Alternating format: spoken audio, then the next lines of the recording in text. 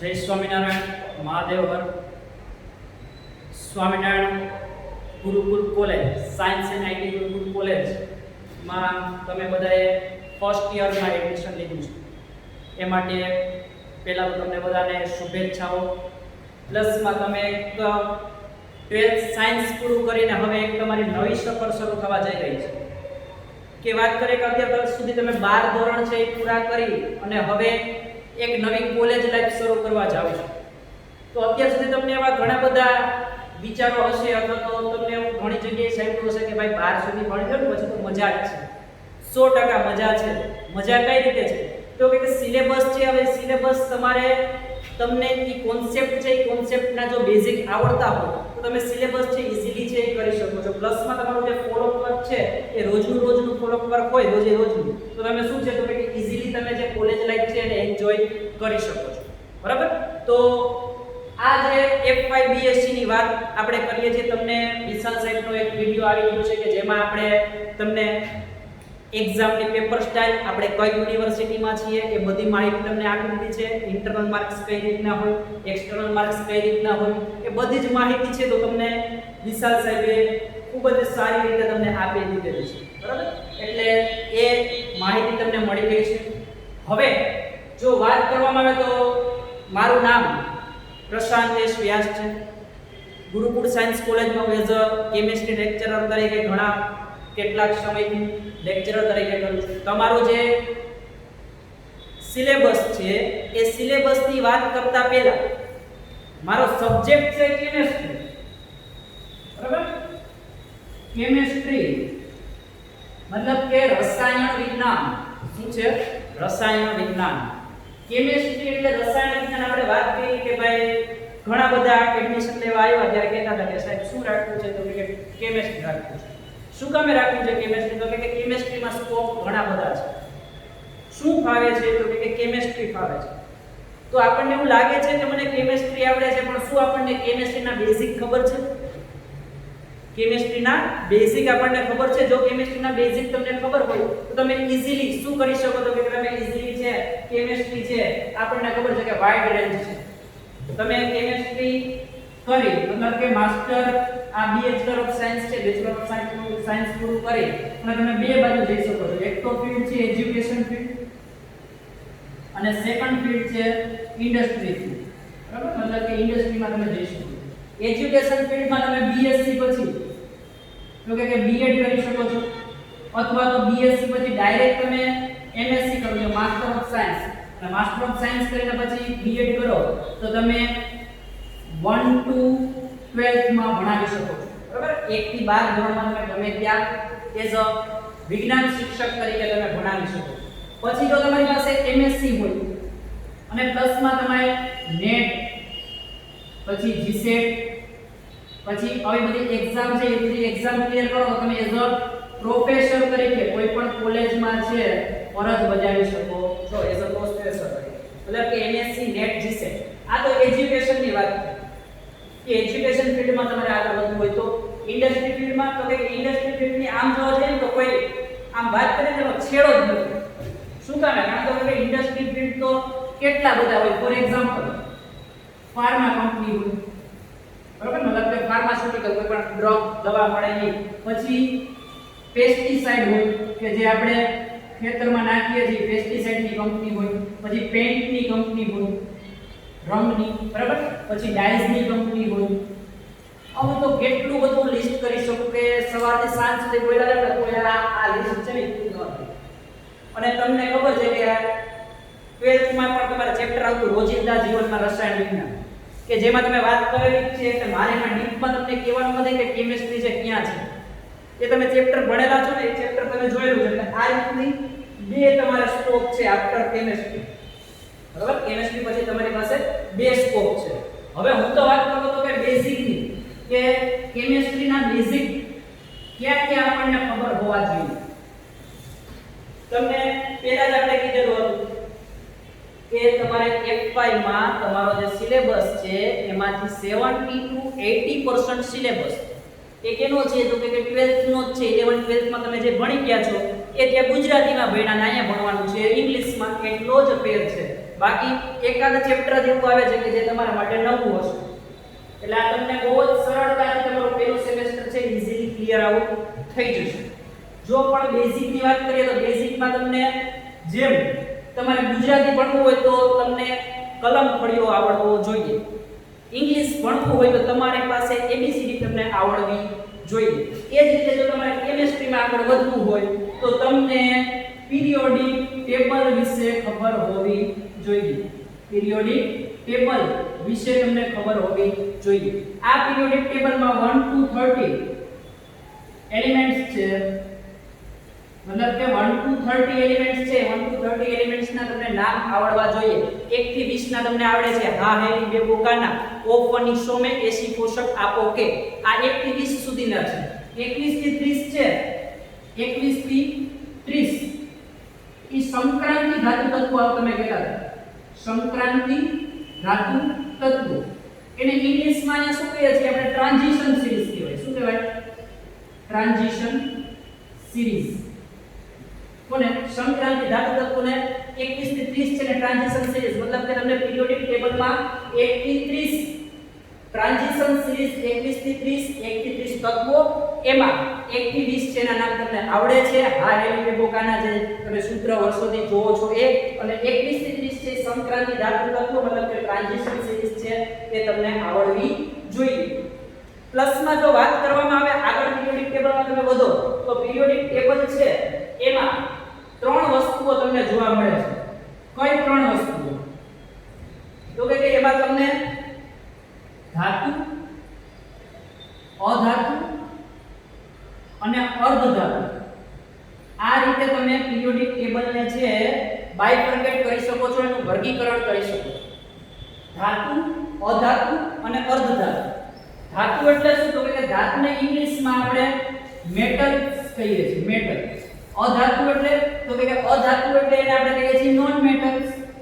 બરાબર? આ જે ટર્મિનોલોજી છે ટર્મિનોલોજી જોતા જાવ.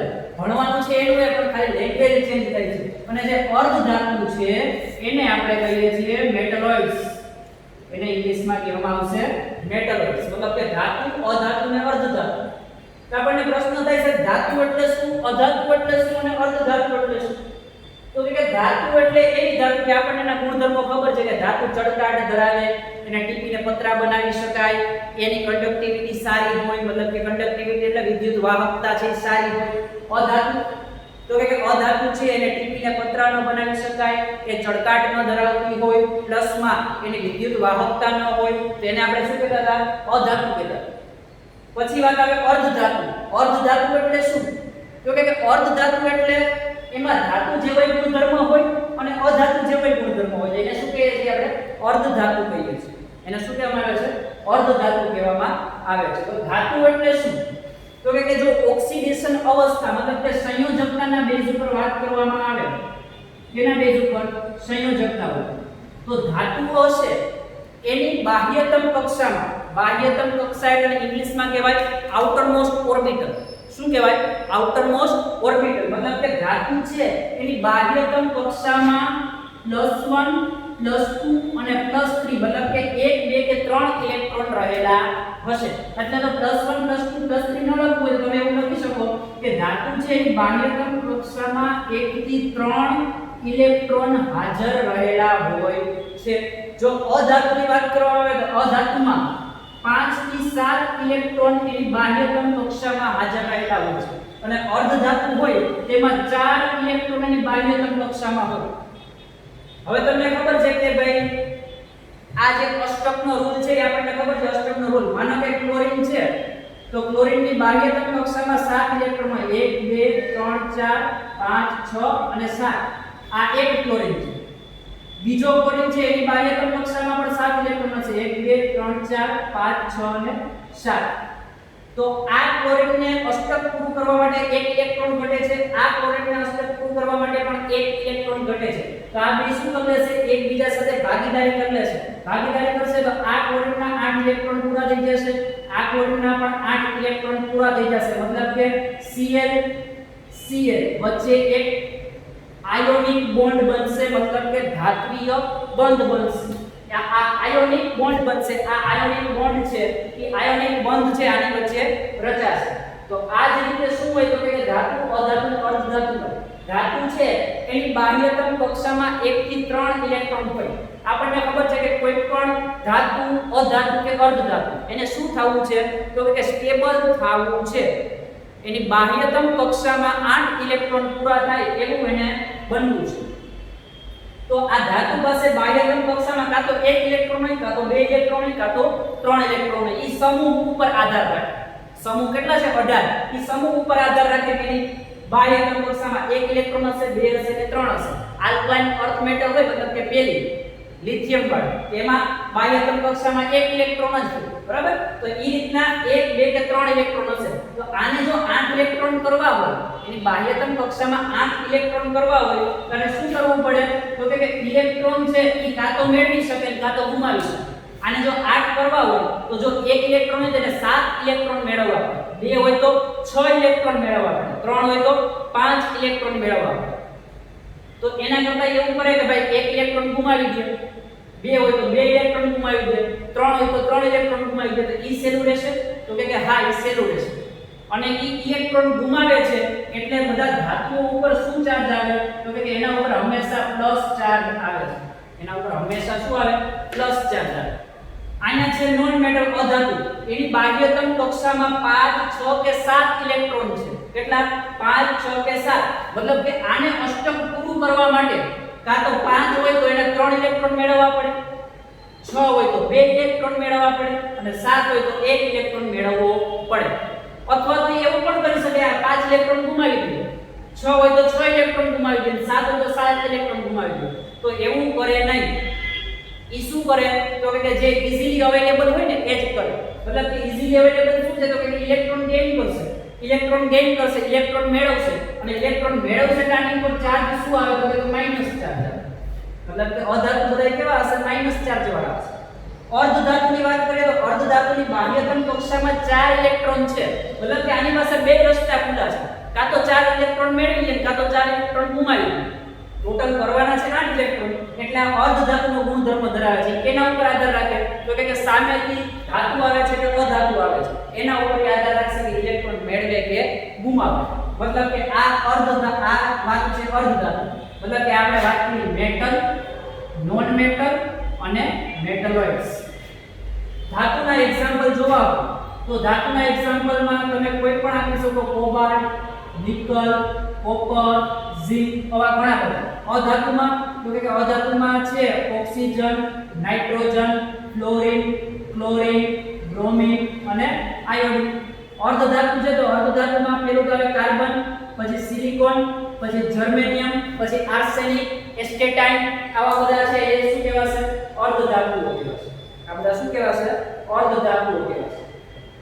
તો આ વાત છે પિરિયોડિક ટેબલ. શેની છે? પિરિયોડિક ટેબલની વાત છે. આ જ પિરિયોડિક ટેબલમાં જો તમે આગળ વધો, બરાબર? આ જ પિરિયોડિક ટેબલમાં તમે આગળ વધો તો આ પિરિયોડિક ટેબલને 4 બ્લોકમાં વર્ગીકૃત કરેલું છે. કેટલા બ્લોકમાં? 4 બ્લોકમાં. S, P, D અને F. S block, P block, D block અને F બ્લોકના elements. S block, P block, D block અને F બ્લોકના એલિમેન્ટ્સ છે એમાં વર્ગીકૃત કરેલું છે. આ તમે ઓલરેડી ભણી ગયા છો. આ ચેપ્ટર તમારે આખા ચેપ્ટર આવતા S વિભાગના તત્વો ધોરણ નંબર 11, P વિભાગના તત્વો ધોરણ નંબર 12 ભાગ 1 અને D અને F વિભાગના તત્વો ધોરણ નંબર 12 ધોરણ 12 ભાગ 2. બરાબર? મતલબ કે આ ચારે ચાર વિશે તમે ઇન ડિટેલ ભણી ગયા છો. તો S માં મેક્સિમમ ઇલેક્ટ્રોન કેટલા ફિલ કરી શકાય? S માં મહત્તમ કેટલા ઇલેક્ટ્રોન ભરી શકાય? તો કે આપણને ખબર છે S માં મહત્તમ 2 ઇલેક્ટ્રોન છે એને તમે ભરી શકો છો. P બ્લોક છે તો P બ્લોકમાં મેક્સિમમ મહત્તમ 6 ઇલેક્ટ્રોનને તમે સમાવી શકો. D બ્લોક છે તો D બ્લોકમાં મેક્સિમમ તમે 10 ઇલેક્ટ્રોનને સમાવી શકો છો. અને F બ્લોક છે F બ્લોકમાં મેક્સિમમ તમે 14 ઇલેક્ટ્રોન છે એને સમાવી શકો છો. મતલબ કે S બ્લોક હોય તો 2, P બ્લોક હોય તો 6, D બ્લોક હોય તો 10 અને F બ્લોક હોય તો એને 14 ઇલેક્ટ્રોન છે એમાં તમે ફિલ કરી શકો છો. હવે S બ્લોક છે S બ્લોક એનો તમને શેપ ખબર છે કે S બ્લોક છે એ આમ રાઉન્ડ શેપમાં હોય, મતલબ કે એમાં બે ઇલેક્ટ્રોન મેક્સિમમ ફિલ કરી શકાય, એક અપ સ્પિનમાં હોય અને બીજું ડાઉન સ્પિનમાં હોય, મતલબ કે આ બે એવા ઇલેક્ટ્રોન છે જો આ રીતના હોય તેને આપણે અયુગ્મિત ઇલેક્ટ્રોન કહેતા. તમારે 11મા ધોરણમાં આણ્વીય કક્ષક ચિંતા આવતું, જો અત્યારે તમને યાદ કરાવું છું તમારું 12મું આખું એક લેક્ચરમાં યાદ થઈ જશે કે આણ્વીય કક્ષકનો ચિંતા આવતો, તમે એમાં ઓક્સિજન છે, ફ્લોરિન છે, કાર્બન છે, આ બધાના આણ્વીય કક્ષકના ચિંતા દોરતા કે જેમાં તમે આવું તમારે કઈ આવતું કે આ બાજુ શું હોય તો કે આ બાજુ પરમાણુ હોય અને આ બાજુ અણુ બનતો, અહીંયા ઓક્સિજન હોય, અહીંયા O2 બને અને અહીંયા ઓક્સિજન, આ 1s શું હોય 1s, પછી આ એ 1s તો આ 1s માંથી બે ઓર્બિટલ બને સિગ્મા 1s અને અહીંયા બને સિગ્મા સ્ટાર 1s, અહીંયા શું થતું સિગ્મા 1s અને સિગ્મા સ્ટાર 1s, આમાં બે ઇલેક્ટ્રોન હોય, આમાં બે ઇલેક્ટ્રોન હોય તો ટોટલ 4 ઇલેક્ટ્રોન તમારે અહીંયા ફિલ કરવાના થાય, 4 ઇલેક્ટ્રોન છે એને તમારે ભરવાના થાય, તો બે ઇલેક્ટ્રોન પેલા અહીંયા ભરાય, બે ઇલેક્ટ્રોન પછી અહીંયા ભરાય, આ રીતે તમે આખો આણ્વીય કક્ષકનો ચિંતા છે એ દોરતા, બરાબર. તો આ રીતના જો એક જ ઇલેક્ટ્રોન હોય તો આપણે અયુગ્મિત ઇલેક્ટ્રોન કહેતા. શું કહેતા હતા? અયુગ્મિત ઇલેક્ટ્રોન. પણ જો બે ઇલેક્ટ્રોન હોય તો એક અપ સ્પિન ને એક ડાઉન સ્પિન, તો આ યુગ્મિત ઇલેક્ટ્રોન કહેવાશે, બરાબર. અયુગ્મિત ઇલેક્ટ્રોન, અયુગ્મિત ઇલેક્ટ્રોન એને આપણે અહીંયા ઇંગ્લિશમાં કહેશું એને અનપેર્ડ ઇલેક્ટ્રોન. શું કહેશું? Unpaired electron. અને જો યુગ્મિત ઇલેક્ટ્રોન હશે તો યુગ્મિત ઇલેક્ટ્રોનને શું કહેવાય? પેર્ડ ઇલેક્ટ્રોન. એને શું કહેવાશે? પેર્ડ ઇલેક્ટ્રોન કહેવાશે. તો આ S બ્લોક અને P બ્લોક ની વાત, બરાબર. S block. હવે વાત કરીએ સેકન્ડ P બ્લોક. તો P બ્લોકમાં આપણને ખબર છે કે 6 ઇલેક્ટ્રોન ભરી શકાય, મતલબ કે 3 ઓર્બિટલ હોય કે જેમાં પહેલી છે એને આપણે px કહીએ છીએ, બીજી છે એને py કહીએ છીએ અને ત્રીજી છે એને pz કહીએ છીએ. આમાં મેક્સિમમ 6 ઇલેક્ટ્રોન છે ફિલ કરી શકાય. પહેલા બધા અપ સ્પિન માં ગોઠવાય, આ 3 ભરાઈ જાય પછી અહીંયા ચોથો ઇલેક્ટ્રોન ફિલ થાય, અહીંયા પાંચમો અને અહીંયા છઠ્ઠો. આ રીતના P બ્લોક હોય તો એમાં તમે 6 ઇલેક્ટ્રોન છે એને મેક્સિમમ ભરી શકો. એ જ રીતના D બ્લોક ની વાત આવે તો D બ્લોક એટલે આપણને ખબર છે કે એમાં 10 ઇલેક્ટ્રોન ભરી શકાય, મતલબ કે 5 સબ ઓર્બિટલ હશે. શું હશે? આને કક્ષક કહેવાય. કક્ષકને આપણે ઓર્બિટલ કહીએ છીએ, બરાબર. આ px છે એને શું કહેવાય? px કક્ષક, આને py કક્ષક અને આને pz કક્ષક કહેવાય, બરાબર. તો આને ઇંગ્લિશમાં શું કહેવાય? તો ઇંગ્લિશમાં ને કહેવાય સબ ઓર્બિટલ. સબ ઓર્બિટલ. આ s અને p છે ને કક્ષા કહેતા તમે. એને શું કહેતા? કક્ષા. અને આ કક્ષાનો અંદર શું હોય તો કે કક્ષક, અને એ કક્ષકને ઇંગ્લિશમાં શું કહેવાય? સબ ઓર્બિટલ. અને આ કક્ષાને ઇંગ્લિશમાં કહેવાય ઓર્બિટલ. એટલે આ જે ટર્મિનોલોજી છે એ ટર્મિનોલોજી હવે તમારે માઇન્ડમાં સેટ કરવાની છે, બરાબર. એટલે આ જરાય આપણે બીવાનું નથી. અત્યારે જો લેક્ચર છે એમાં હું ગુજરાતી જ બોલું છું, બરાબર. ઇંગ્લિશમાં જે આપણે એટલી બધી કન્વર્સેશન કરતા નથી, કરશું નહીં. ધીરે ધીરે તમને ખબર જ નહીં પડે કે ક્યારે આપણે ઇંગ્લિશમાં આવી જશું, બરાબર. એટલે બહુ શાંતિથી જેટલું કરવામાં આવે એટલું રોજ કરતું જવાનું, એટલે તમારે ક્યાંય વાંધો આવશે નહીં. એટલે આને શું કહેવાય? ઓર્બિટલ. આને કહેવાય સબ ઓર્બિટલ, બરાબર. ઓર્બિટલ અને સબ ઓર્બિટલ કહેવાય છે. ઓર્બિટલ અને સબ ઓર્બિટલ મતલબ કે D બ્લોક ની વાત કરતા હતા. D ઓર્બિટલમાં 5 સબ ઓર્બિટલ હોય. કેટલી? 5. ઈ 5 સબ ઓર્બિટલ 3 4 અને 5 ઓર્બિટલ. આ પાંચેયમાં પહેલા એક ઇલેક્ટ્રોન ભરાય અને પછી બીજો ઇલેક્ટ્રોન ભરાય, એટલે મેક્સિમમ આમાં તમે 10 ઇલેક્ટ્રોન છે એને ફિલ કરી શકો, 10 ઇલેક્ટ્રોન ને ભરી શકો. એ જ રીતે એક બ્લોક હોય તો એમાં તમે 14 ઇલેક્ટ્રોન છે એને ભરી શકો છો. તો આ વાત થઈ S block, P block, D block અને F બ્લોકના એલિમેન્ટ્સ.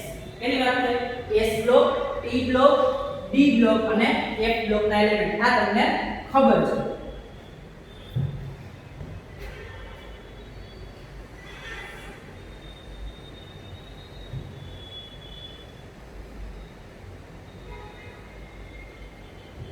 હવે આગળ વાત કરીએ તો તમારે ધોરણ 12 માં ચેપ્ટર આવતું દ્રાવણ, છે ધોરણ 12 નું ચેપ્ટર નંબર 2 દ્રાવણો.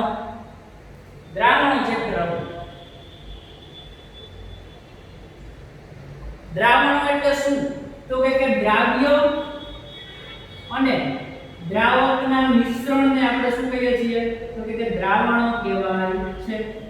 દ્રાવ્ય અને દ્રાવકના મિશ્રણને શું કહેવાય? દ્રાવણો. દ્રાવ્ય એટલે શું?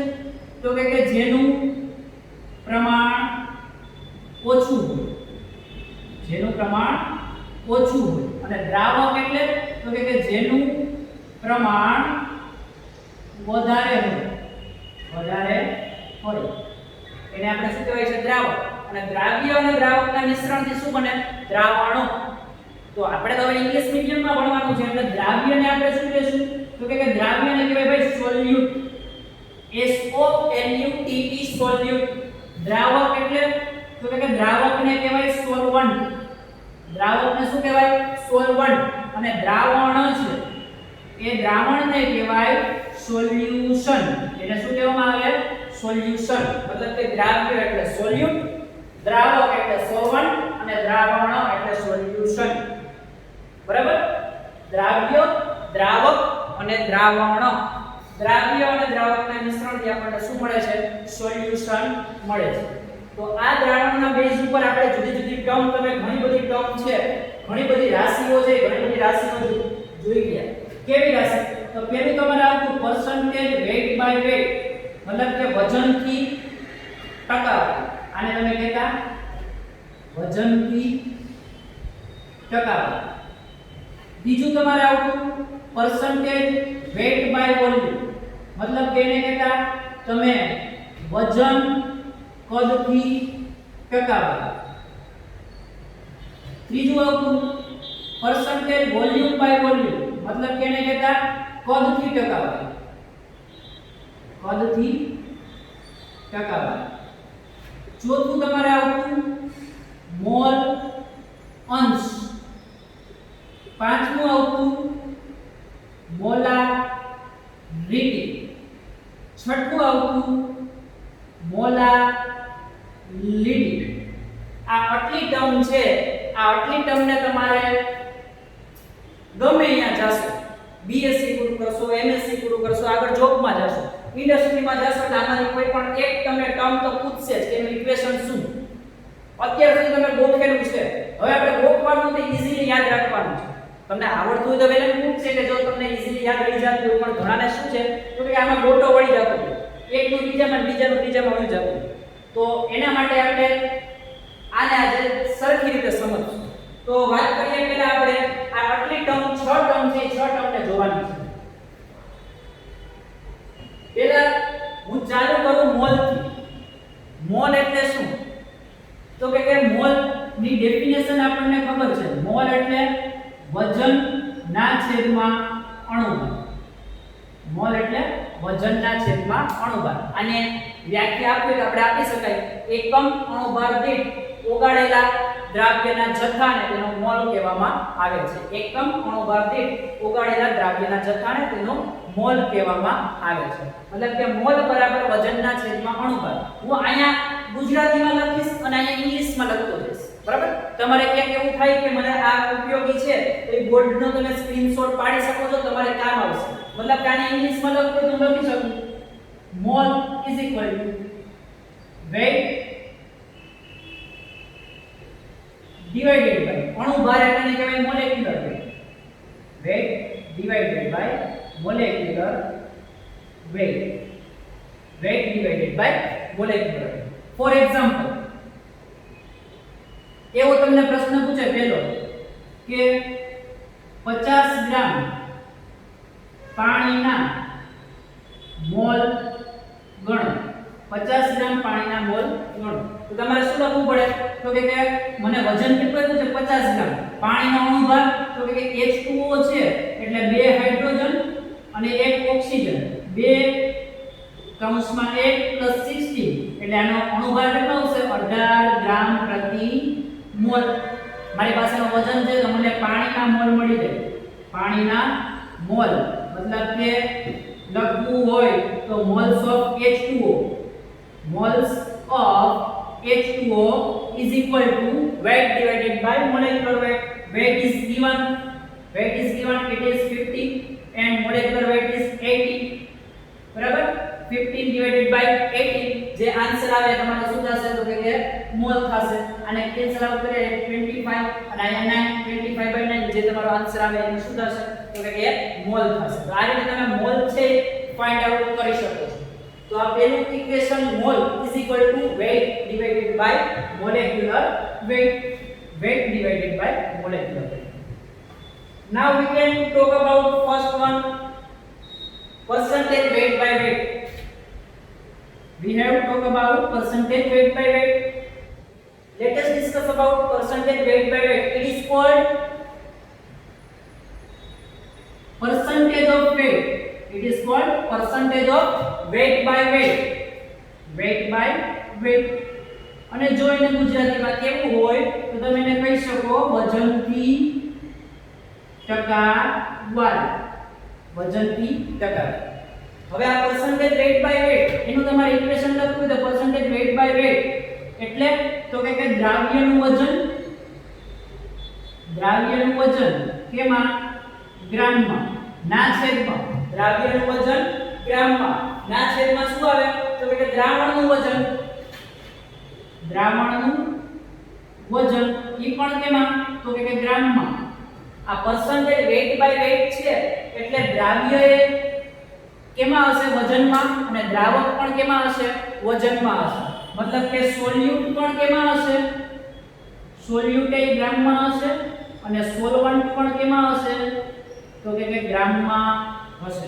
અને we can write into this English, અને ઇંગ્લિશમાં લખીએ તો percentage weight by weight is equal to દ્રાવ્ય એટલે શું કહેવાય તો કે સોલ્યુટ. તો આ લખી શકાય percentage weight by weight is equal to weight of solute in gram divided by દ્રાવણ એટલે solution is equal to weight of solution in gram. તો ઇંગ્લિશમાં ઇંગ્લિશમાં એનું શું થઈ ગયું તો કે સૂત્ર થઈ ગયું. બરાબર. હવે કોઈ એમ કહે કે 5% sugar solution, 5% sugar solution.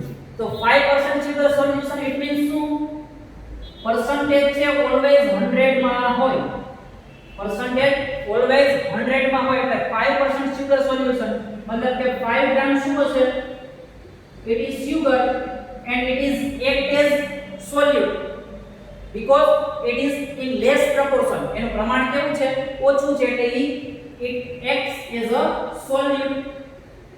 And 100 minus 5, the answer is 95. Therefore 95 gram is water and it is act as solvent,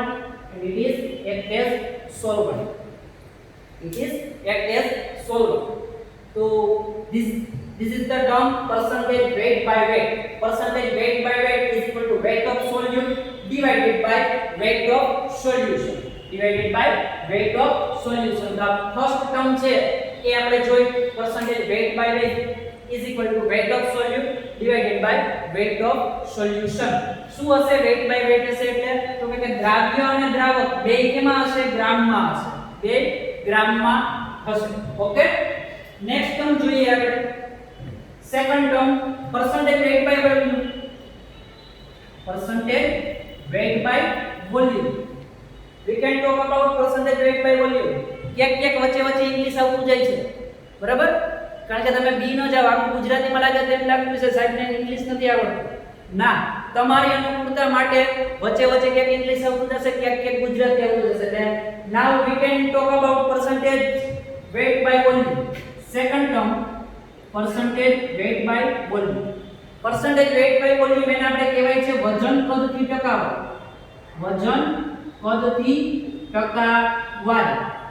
ધોરણ 12 માં તમે લખતા percentage weight by volume એટલે તો કે દ્રાવ્યનું વજન ગ્રામમાં ના છેદમાં, વોલ્યુમ એટલે તો કે દ્રાવણનું કદ. percentage weight by volume છે એટલે ત્યારે તમે લખતા દ્રાવણનું કદ કેમાં આવશે તો કે ઈ આવશે એ પણ લીટરમાં, બરાબર? ઈ લીટરમાં, દ્રાવણનું કદ લીટર. ઇંગ્લિશમાં આને લખવું તો લખી શકાય percentage weight by volume. દ્રાવ્ય એટલે આપણે શું કહીએ છીએ એને સોલ્યુટ, મતલબ કે weight of solute divided by દ્રાવણનું કદ લીટરમાં, મતલબ કે weight કદ છે તેને વોલ્યુમ કહેવાય. તો લખાય volume of solution in liter. આ weight of solute કેમાં છે તો કે ઈ છે ગ્રામમાં. તો આપણને ઇક્વેશન મળી ગઈ percentage weight by volume is equal to weight of solute divided by volume of solution. ઈ જ રીતે થર્ડ ટર્મ જોઈએ.